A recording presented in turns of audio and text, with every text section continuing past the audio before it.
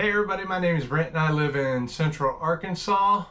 Today's video, I am in my winter grow room because Tropical Storm Francine has been hitting us all day long. The weather's nice and cool outside, a little bit too cool actually, and it's just been rain nonstop, so I don't have a good garden backdrop for you.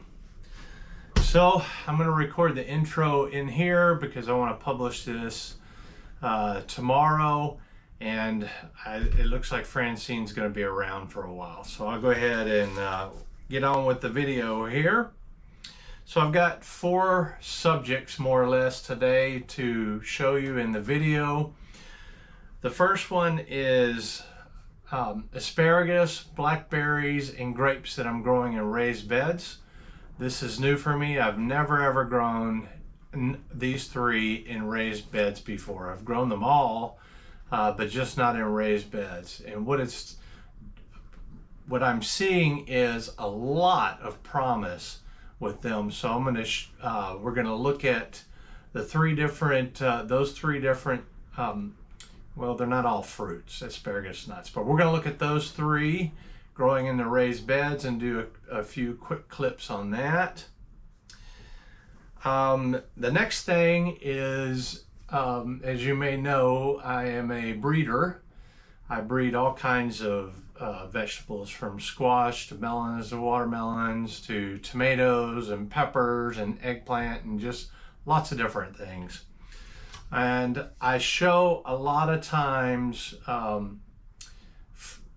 the end result of the breeding, the good stuff, but more than the good stuff, there is a lot of failures, or as I like to think of them, chances to improve upon.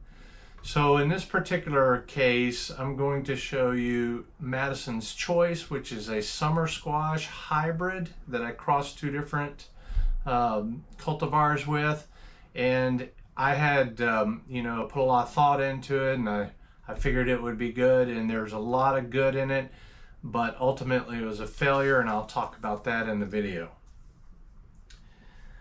The next thing is air layering of blueberries. There's lots of videos out there on air layering and even air layering blueberries. For me though, I did it a little bit different this time. I wanted to show you that. I want to air layer the blueberry that grows really good here for me. And so I ended up getting rid of the other ones. I'll explain why in the video and then show you how I air layered, which is I think a little bit different than what you may have seen out there. And then the last subject is shade cloth. Shade cloth is actually very integral into success for me growing in the raised garden beds back here behind the camera and over here in the lazy garden. Without that, it would be a real struggle for me to grow. When the temperatures get up near 100 for long periods of time, it just creates a lot of issues with trying to water them and keeping them from wilting and suffering and all that. So we're going to talk about that, and I'm going to show you where I removed it and then where I stored it and that sort of thing, and a little bit more probably on why I'm doing it.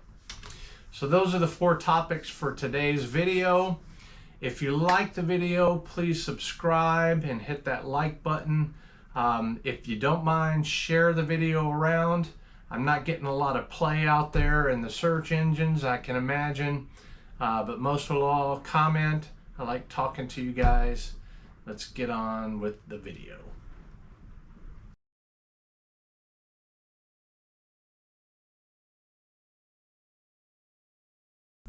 So these are my millennial asparagus, and I've got still shoots coming up here that have not ferned out. This thing has been an incredible machine, and the ferns are just kind of almost out of control or bent over. Especially when it rains, they just kind of flop over. So what I need to do is I need to further kind of cage them in a little bit. I'm really looking forward to next year's production, but I need to cage them in for this year. So I've got some tomato twine here. Hopefully you can see it. It's even up here, kind of holding it in place. But I'll lift this one up so that it kind of brings in the foliage from the top, then I'll wrap it another time here. And we'll just kind of get this under control. This millennial variety is supposed to be all males, but I did notice a couple here that's got little bitty fruit, seed fruits is what they are, but they contain seed inside of them.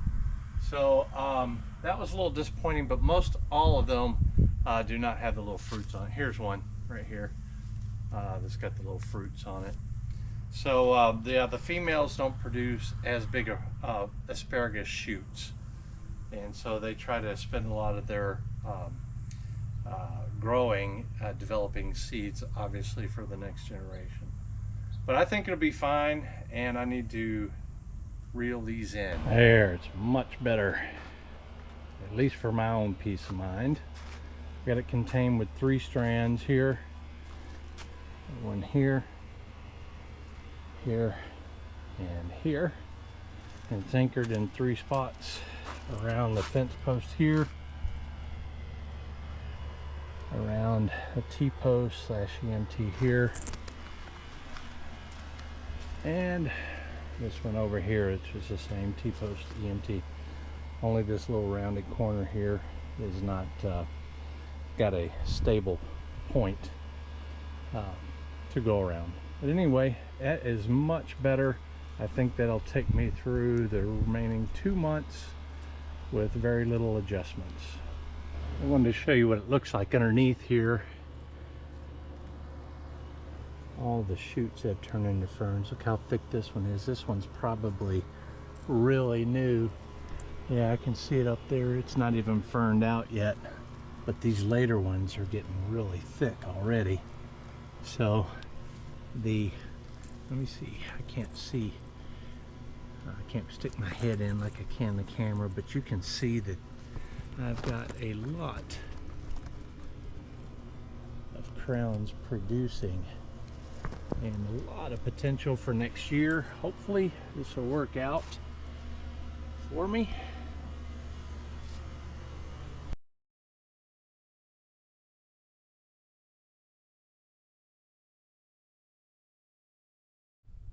Continuing with the fruit of stuff that's growing around here, I've got the blackberries here. These are Primark Freedoms, and I expected them to start flowering by now. It's crazy. It's late August, and I'm going to pull a tip down here. I'll show you this tip here, and there's none. They typically grow at the end from all the videos I've seen. Now, I've not grown Freedom before. I've grown other blackberries. I think Primark 45 was the other primocane fruiting I grew a few years back. But anyway, yeah, these are not fruiting at all. So I don't know if they're going to try to fruit this summer or not, which is kind of disappointing, actually.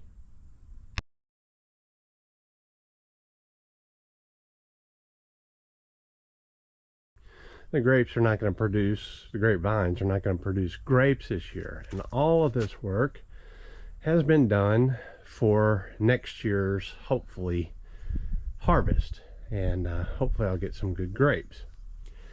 Now I've got all 3 cordons growing here, and they've got good size to them. Here, even the middle one, which was a little bit frail, is doing pretty good now. It's reached where I initially wanted it to reach. And the one back there is probably the biggest of all. And so I've got the little areas growing here that will next year become the offshoots where the grapes are going to grow from. And I don't know if 3 is too much. I know I don't want more than 3, but I'm not sure if 3 is too much. We're going to find out. But I do know that, let me walk around here and show you what I'm talking about here, that carrying them from that one, that area here, all the way over to this trellis here, is about 10 foot, a little more, maybe a little bit less. I think it's, yeah, I think it's even more.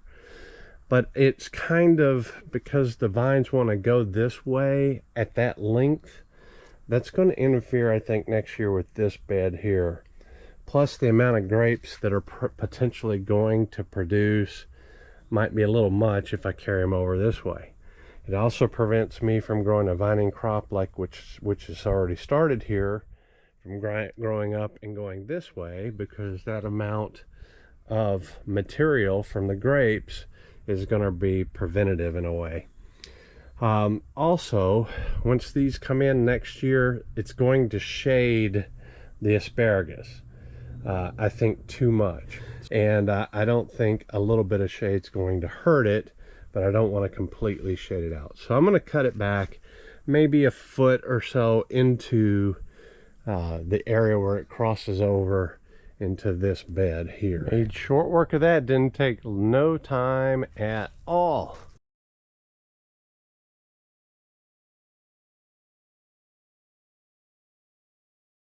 I want to talk to you about a hybrid I've created. It's called Madison's Choice, and it's a cross of using one parent Madison's Cross, which is why it's called Madison's Cross, because, you know, it was for my daughter and it's a cross I made. But anyway, Madison's Cross is a parent of this one, Madison's Choice.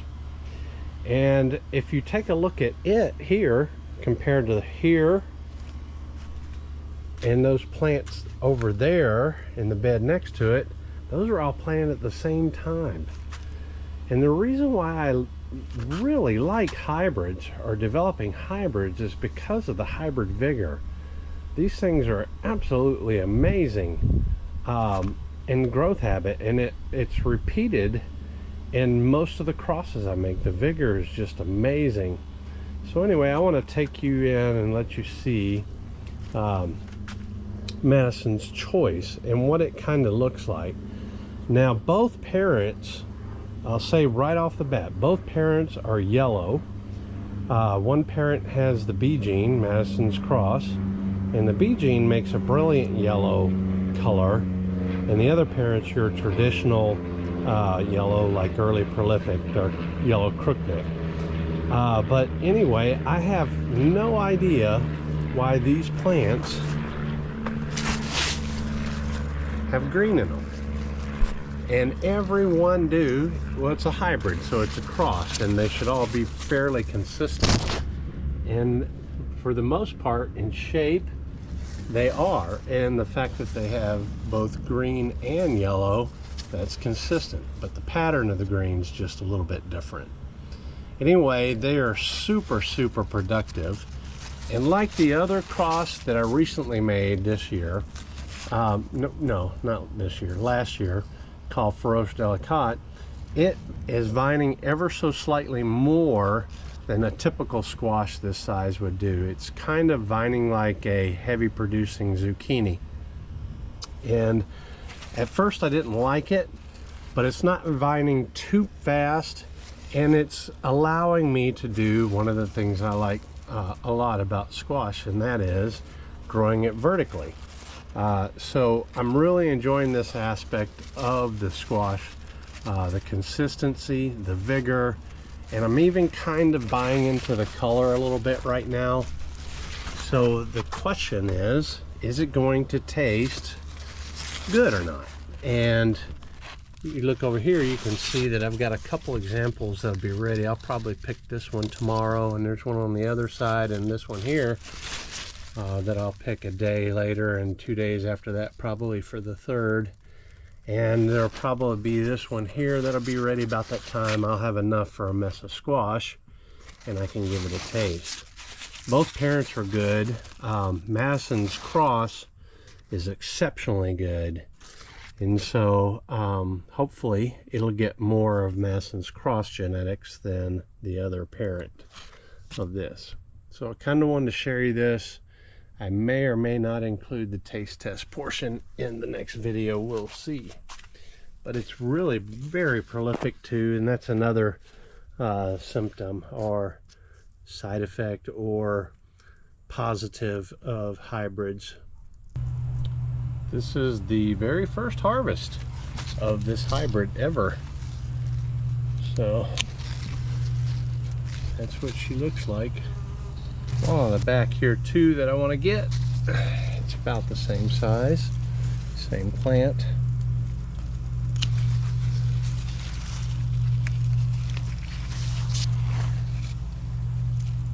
Hey, both of them have, everyone I've seen actually has had some green in it. So we'll take these into the house. You can feel the liquid coming off of it. And this one will be ready in a day or two. And I'll get a couple more off of the other plants and we'll have a mess of squash. This is the very next day and I have enough for a mess of squash. It'll be the first time tasting it. And I'm not going to do it in front of you and just kind of give you that in front review. It would just take up too much space in the video. This is a cross of Madison's Cross, an open pollinated line of mine I developed, and with another squash that I got from a resource that is no longer available to the public. And so both of those create, when I cross them, they create this hybrid. So it's a unique hybrid to me, and I think it looks pretty. I was first turned off by the green, but now I'm beginning to think that, you know, it's adds to the uniqueness of the squash instead of subtracts from it, as long as it tastes good. It is somewhat reminiscent of Johnny's one they bred. What's it called? Zephyr. And but it's definitely not Zephyr. There's no Zephyr line in this at all. But Zephyr is a longer, skinnier one, and they have darker green in it. And Zephyr has stripes too. This doesn't have stripes. So anyway, I'm gonna cook them up, or let Mama cook them up. So I'm sitting here next to my hybrid, Madison's Choice here. You can even see some of the fruit in here. Some smaller ones. Now I bred this, I crossed this at the beginning of the year, and then later in the year I saved the seed and then I grew it out, and these are the plants that you see here. And this was a test to see how they do, and for as far as production goes and growth and all that, fantastic. But I got to kill this line, and the reason why is because the taste is not there. I didn't particularly care too much for the longer neck and the green. At first I didn't care for the green, but I was warming up to it. But yeah, the taste test, not even close. Madison's Cross blew it away. It didn't take hardly any of Madison's Cross genes into the taste factor. So I just can't proceed with this. It was watery. It was very, very mildly sweet. It was probably very similar to poor quality yellow crookneck. Anyway, I got to cut it out, and this one's done. No more for this one.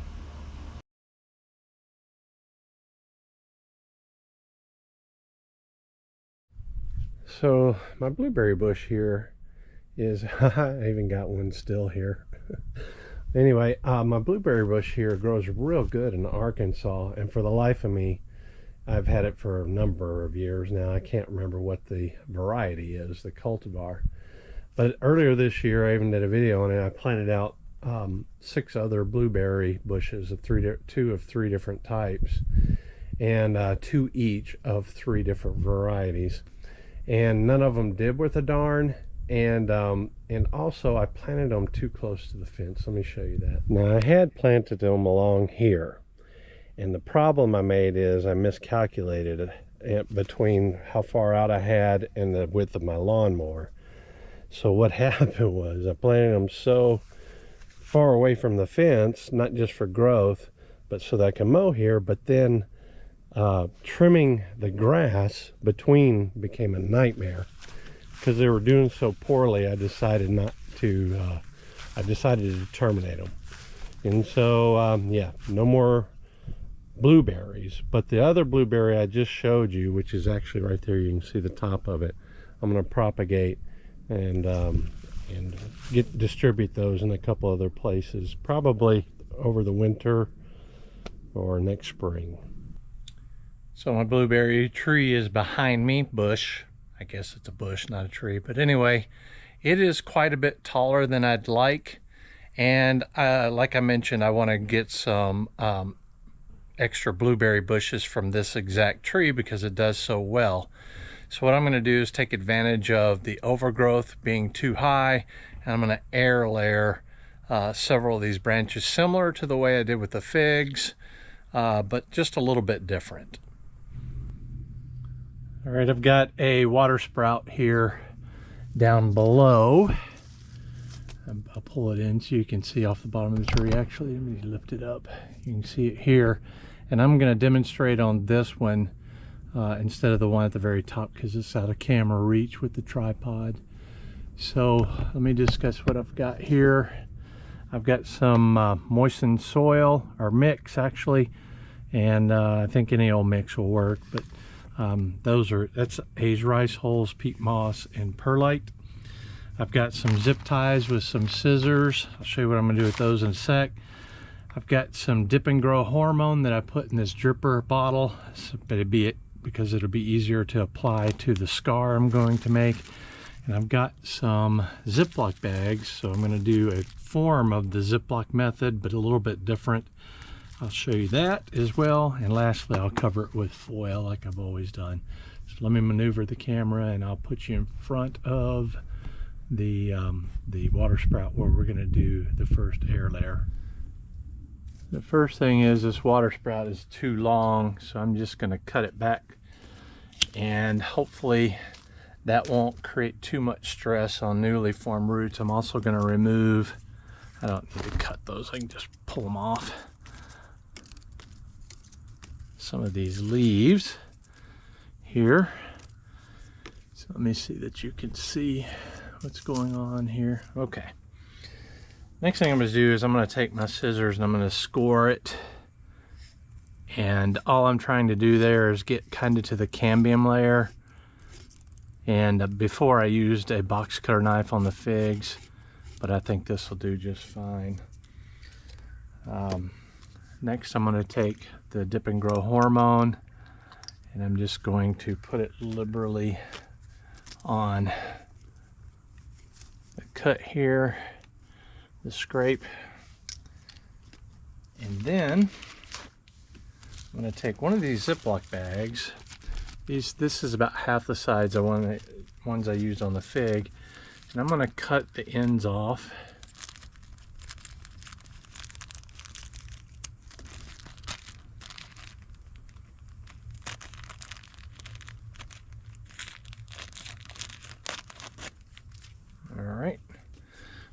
These out of the way now.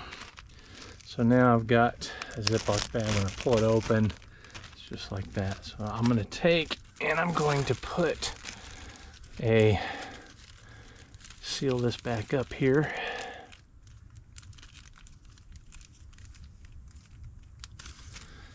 I take a zip tie, working around the tripod, and I'm going to close off the bottom. And then from there, we'll put some mix in it. So I'm going to pull it like this. I'm going to ziplock it together.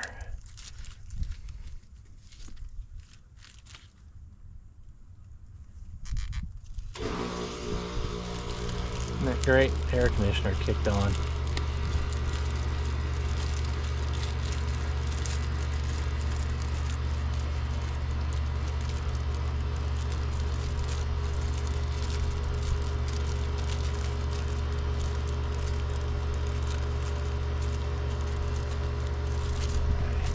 Bottom of the bag to do right. Alright, so I want to get as close to the bottom of the Ziploc as I can so I can fill it with medium. Okay, so now I've got this little bit of bag there, and I'm hoping this small of a air layer will allow me to Need to get my funnel is what I need to do, but I'll just do it by hand. But I'm hoping this small Ziploc bag will support the roots of these branches, because this one isn't so bad. It's pretty stiff, but the ones up top are not as stiff. So I'll fill this up and then I'll put the other zip tie on. I'll show you what it looks like. So bring in close so you can see what it looks like. And I'll put my hand in here for reference to the size. And we're going to see if that little bit, because I have it pretty sealed off, that should say nice and moist and not too dry, not too wet, just perfectly moist. That's my hope anyway, sealing it off like I did. The last thing I'm going to do is put a little piece of foil on it and then move on to the next one. I'll do all the others. I'll show you the end of all the others. I completed 4 up top here, and the one I showed you in the beginning down here. So hopefully they'll root and I'll have 5 more blueberry trees to plant. Bushes. I keep saying trees.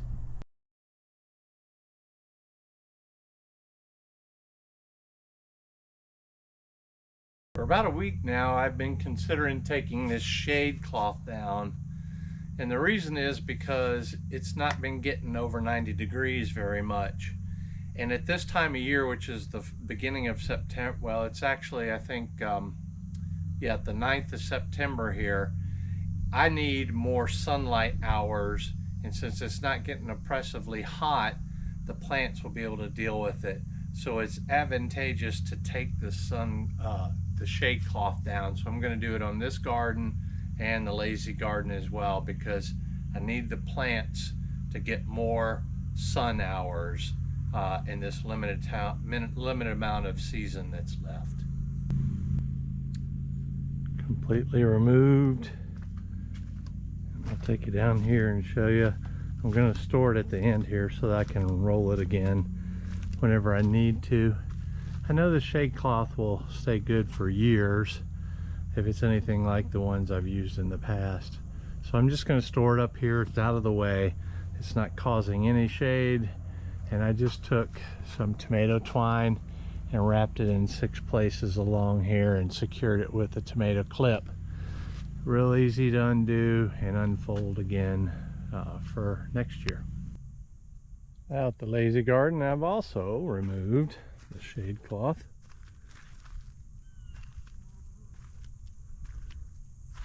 Get some of that wonderful sun action, as long as it's not making everything crispy.